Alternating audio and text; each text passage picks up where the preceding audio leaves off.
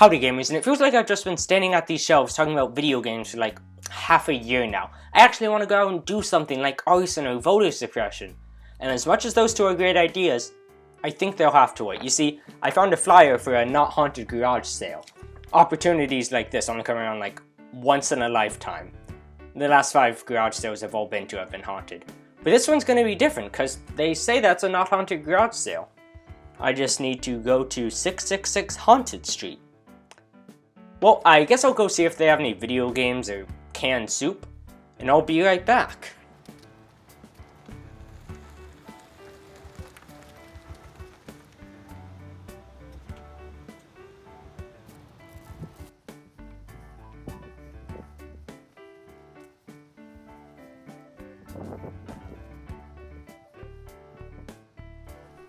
Welcome. I got a rare assortment of things on sale, stranger. Yeah, you got any soup or like used toothbrushes? What? Never mind, do you have any video games? I'm looking for Fire Emblem Awakening. I don't like anime or anything, it's just for a friend. Oh, I don't have that, but I do think I have something you will like.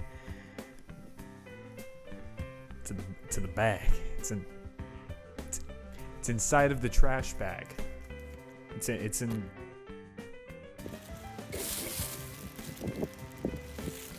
Like, I know I'm getting this for free and all, but can I get a receipt in case I want to return it?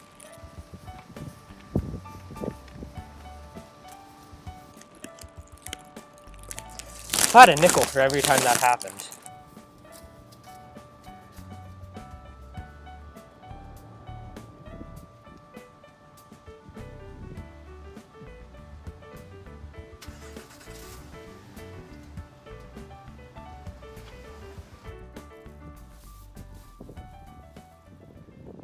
Well, I'm back and I got this mysterious unmarked package. And everyone knows the best things in life come in mysterious unmarked packages. So, let's open it up.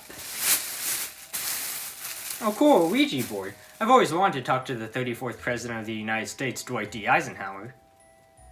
Wait, no. This isn't a Ouija board. This is a Luigi board!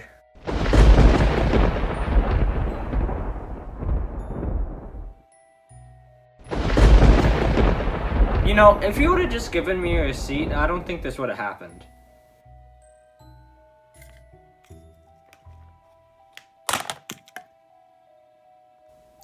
Well then, if I had to guess, I would say my house is now cursed by everyone's favorite reason Nintendo stocks were worth $12 back in 2013. Luigi. So, I'm assuming whatever spirit is haunting me will leave me alone if I beat Luigi's Mansion for the Nintendo GameCube. To be fair, this probably is the best thing I've ever gotten at a garage sale. First off, I get I'm basically being held against my will here by a spirit that likes freaking Luigi of all Nintendo characters, but don't worry, that won't stop me from giving an unbiased review. Okay, I'll try my best to give an unbiased review here, but I mean, I guess to prove how sort of kind of unbiased I am, let's talk about what I don't like about this game. First off, the fact that when you die you don't come back with at least half hearts is really freaking annoying. Why? I don't get why they felt the need to do this. You could counter that with, well Eric, why do you always keep a string tied around your finger? You don't need to do that, but I'll cut you off right there because you're trying to change the subject. And I get not wanting players to come back with full health because that might be too easy, but sometimes you'll die and you'll come back with as low as 5 hearts, and pardon my gamer age, but that's kinda dumb. I mean, you don't always come back with 5 hearts, I mean, sometimes you'll come back with 22. But that still means you have to take a break from playing and wander around the mansion sucking vases so that you'll have enough hearts to continue. I shouldn't have to take a 2-minute break from playing the game just to make sure I have enough health. But you might just be thinking, oh, just don't get hit then. And believe me, I did consider that. I'm good at video games, I swear. I wouldn't be #1 in the world for Lucio Ball if I wasn't. Sometimes though, it's just unfair when you get hit. First off, there are the trick doors, and why would Nintendo do this to me? I already have trust issues from playing Pokemon X and Y, they didn't need to break my trust even more. Honestly, Nintendo's really lucky this cursed copy of the game didn't come with an instruction manual, because otherwise I'd be writing some pretty PG-13 words in there right now. Technically, You can tell which doors are haunted by if it has no carpet below it, but A, you're not gonna know that till you're almost done with the game on your first playthrough, and B, I'm not always looking down there because of another reason.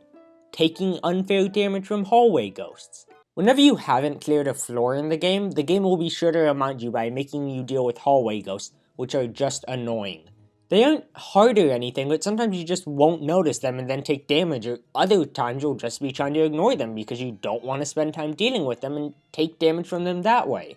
Even if they aren't hard, they just make getting to the next room you're going to a nuisance. I get that's supposed to be so you feel accomplished when you finally clear the floor and they're all gone, but at least get rid of the rats and bats. I don't get why they exist. I tried to create a list of reasons why they should, but I couldn't get past 10.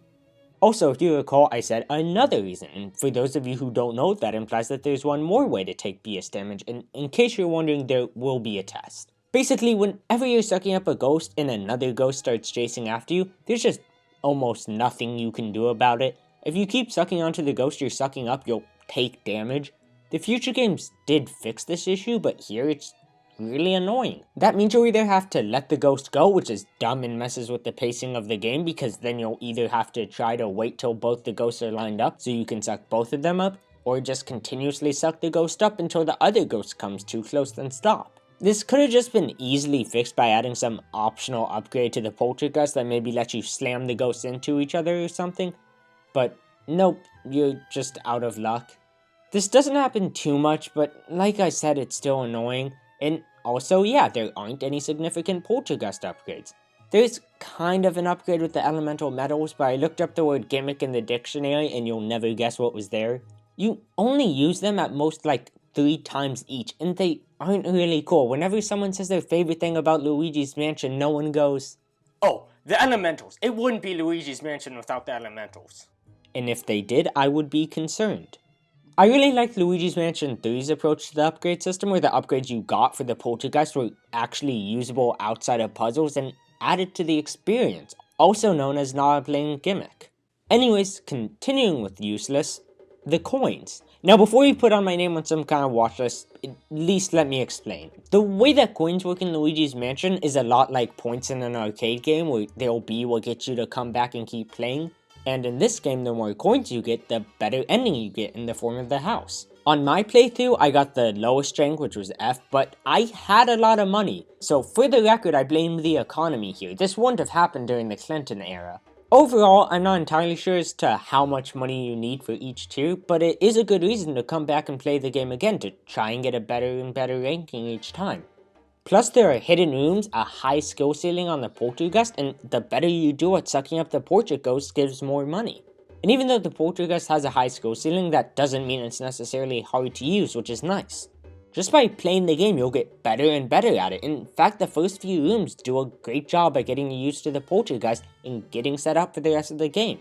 Anyways, when you have a game that you can beat in 1 or 2 play sessions with something that you can always be getting better at in a high score system, you create a pretty replayable game. But I still wish they had done more with the money. Personally, I'm not too sure if I'm going to replay this game because I have reasons to believe that my copy might be haunted. But also, if you're like me and you don't care about getting the best possible ending in a video game or getting high scores, there's really no incentive to replay to see how many coins you can get. I think maybe it would have been nice to have a shop to buy stuff in, maybe health or a boo detector. I don't know if those are bad ideas, but they're literally better than nothing, which is what Luigi's Mansion has. Also, don't worry, I don't hate this game. I actually do enjoy it. There's so many amazing things about this game, like the atmosphere. It's so freaking good. The mansion actually feels like a real place, with each room serving its own purpose, and not just feeling like a room for the point of filling the mansion. Also, there are some really cool lighting effects that help create the ambience of a mansion. A Luigi's Mansion. Also, you can interact with a decent amount of the environment with the poltergeist, which is awesome. And I kinda mentioned this earlier, but the way that each floor lights up when you've completed it is a nice touch. And as well, the fact that each floor has different wallpaper and a different layout helps separate them and make them feel like they're part of the mansion, but still seem different enough. And there are some other nice aspects that help with the atmosphere, like the ghosts, who almost all feel like they were people at one point, and they're all pretty expressive. On top of that, they all have unique personalities and even backstories to all of them.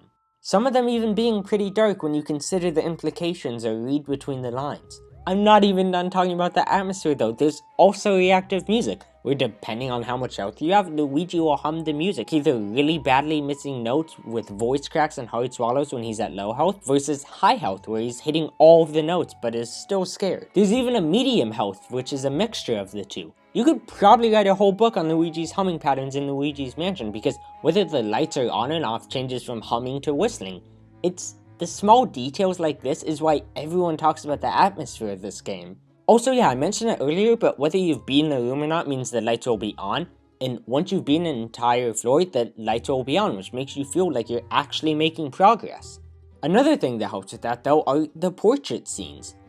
After you clear an area and do a boss fight, Professor Egad calls you back to his house, and you get to watch a cutscene of all the ghosts you just captured being turned into paintings. It has such an extremely catchy tune, and I don't know why, but I just love how Egad talks along to the music, talking about how you need to press the ghost into visible forms. It's just such a satisfying cutscene to watch, especially after beating a tough boss. And the bosses in this game are actually pretty cool. Usually they're the final ghost on the floor that you need to beat, and the game will make sure you know you're fighting a boss, because it'll put you into a really cool boss fight arena. I always like these, because if the game just made me fight a normal portrait ghost before the end of a section, it just wouldn't have felt as important. And it also helps that these boss fights, like I said, are really freaking fun. There's still a puzzle to figure out how to beat like the portrait ghost, but they're also a lot harder, and they'll involve dodging and some other really fun gimmicks to keep you on your toes. They're just so fun and creative, and it was just such a treat whenever I would get to one. They never happened too much, so they all felt unique and special, and surprisingly, despite there being a lot of portrait ghosts in the game, I can say the same for the portrait ghosts. The portrait ghosts are the main attraction to Luigi's Mansion. Well, main attraction other than Luigi. I mean, there's a reason this game is rated M. The portrait ghosts here are really freaking cool. Almost every room will have them, so you'll walk in, and already you'll see them standing there, so you have your objective, which is to suck them up. The cool thing is though, it's never that simple. Each portrait ghost is different, not just with how they look, with how you beat them up too. So, for example, one of them might be sitting in a rocking chair reading a book, and you might see that every so often they yawn. So from there you realize that since every time you shine your light on him he disappears, why not wait till he yawns so you can catch him off guard? And holy frick, I better email Harvard about how smart I am.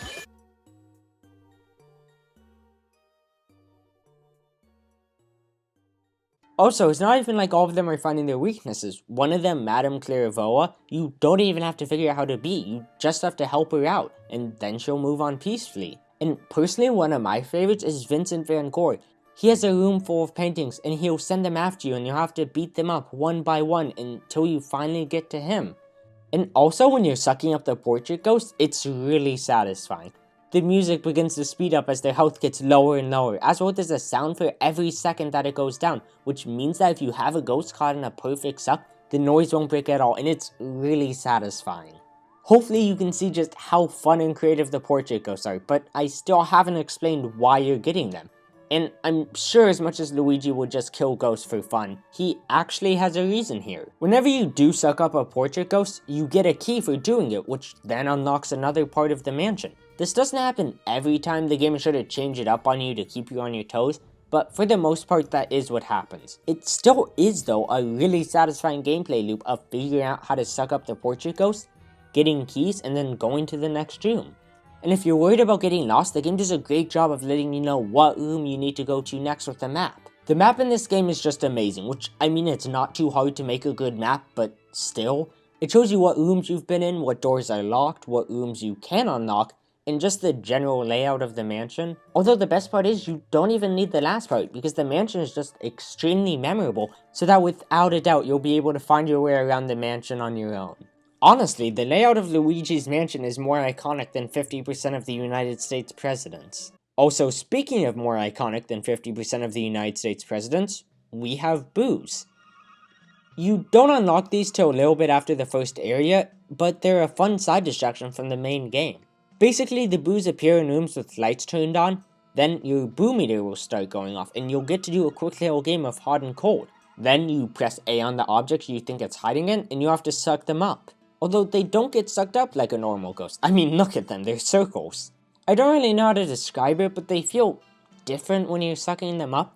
And although they may start out easy, towards the end of the game, I wasn't even getting them in one try. If you do fail getting them though, like the failure that you are, you'll get to see the blue run off in a direction, and then from there you just follow it. Even though you don't have to get all 50, you do have to get 35 to beat the game, which might seem like a lot, but honestly it's not, because they're fun to get, and the game basically gives you 16 of them free of charge.